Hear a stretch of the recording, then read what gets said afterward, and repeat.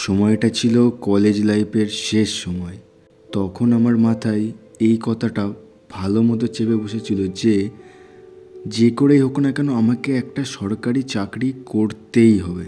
Second year থেকেই চাকরির জন্য পড়াশোনা শুরু করেছিলাম, কিন্তু এই সরকারি চাকরির কথাটা তখন সেরমভাবে মাথায় চেপে বসেনি। কোনো সরকারি চাকরির ফর্ম বেরোলেই সেটা আমি ফিল করতাম আর সেই পরীক্ষার জন্যে প্রস্তুতি নিতাম। বাবা মা দুজনেই বলছিল যে এখন তো কলেজ শেষ, ফাঁকা বাড়িতে বসে আছিস, চাকরির জন্য পড়ছিস সেটা পড়, তার পাশাপাশি বাবার ব্যবসাটাও সামলা, শেখ কিছু। তুই যে সরকারি চাকরিই পাবি এর কি কোনো গ্যারান্টি আছে? কিন্তু আমার জেদ অটুট ছিল যে আমি সরকারি চাকরির জন্যেই খাটব। তখনও কোনো সরকারি চাকরি জোগাড় করে উঠতে পারিনি। ফোনে নোটিফিকেশন এলো একটা ইন্টারভিউর জন্যে।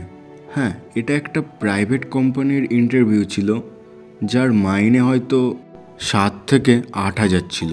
কিন্তু আমার সেই জেদ, করলে সরকারি চাকরিই করব। আমি তখনও বুঝতে পারিনি এরপর আমার সাথে ঠিক কি হতে চলেছে। বছর দুয়েক পর তখন আমি হতাশা আর ডিপ্রেশনে ভুগছি। কোথায় যাব, কি করব, খাবো কি, দিশেহারা এক পথিকের মতো এদিক ওদিক ঘুরে বেড়াচ্ছি। খুঁজে বেড়াচ্ছি কাজ। পেটের জ্বালা তো বটেই, সব থেকে বড় জ্বালা ছিল বেকারত্বের জ্বালা। তখন বাবা মার বলা কথাগুলো বারবার মনে পড়ছিল যে সরকারি চাকরি পাবি তার কোনো গ্যারান্টি নাই, বাবার ব্যবসাটাও শিখে রাখ। তখন এই কথাগুলোর মানে বুঝতে পারলাম, কিন্তু বুঝে লাভটা কি, তখন অনেক দেরি হয়ে গেছিল। আমার জীবনের সব থেকে বড় ভুল এটাই ছিল যে সরকারি চাকরি বাদে বাকি সব কাজকে আমি কাজ বলেই মনে করতাম না। এটা আমি ভালো মতোই বুঝে গেছিলাম যে জীবন যুদ্ধে জয়ী হতে গেলে সারা জীবন খালি সরকারি চাকরির পেছনে দৌড়ে গেলেই হবে না, পাশাপাশি যে কোনো কাজ শিখে রাখা ভালো। তুমি যদি সৎ পথে মাথার ঘাম পায়ে ফেলে মন দিয়ে কোনো কাজ করো, তাহলে সাফল্যতা একদিন আসবেই।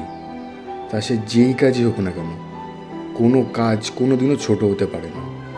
একটা সরকারি চাকরিজীবী মানুষ আর একটা মাঠে খাটা লেবার, দুজনের কাজ ভিন্ন হলেও তাদের উদ্দেশ্য কিন্তু একই, খেয়ে পড়ে আমায় বাঁচতে হবে। হ্যাঁ, এটা হয়তো ঠিক, যেই মানুষটা সরকারি চাকরি করছে সে হয়তো সপ্তাহে 4 দিন ভালো মন্দ মাছ মাংস খেতে পাচ্ছে, আর যেই মানুষটা লেবারের কাজ করছে সে হয়তো সপ্তাহে একদিনই ভালো মন্দ খেতে পাচ্ছে। সে সরকারি চাকরির আশায় বেকার বসে নেয়, সে যেই কাজই পারছে সেটাই করছে, কারণ তাকে জীবন যুদ্ধে জয় হতে হবে। এই কথাটাই বুঝতে আমার একটু বেশি সময় লেগে গেছিল।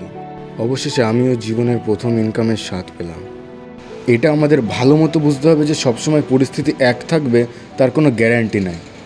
পরিস্থিতি কোনো না কোনো সময় বদলাবেই, আর তার জন্য আমাদের আগে থেকে প্রস্তুত থাকতে হবে।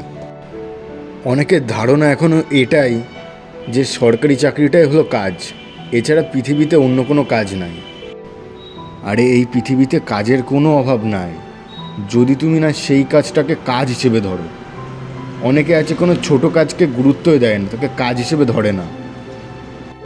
সরকারি চাকুরিরা কাজ করে এসি রুমে বসে, আর একটা লেবার কাজ করে রোদে জলে ভিজে, সেটাও একটা কাজ, তারও গুরুত্ব সমান।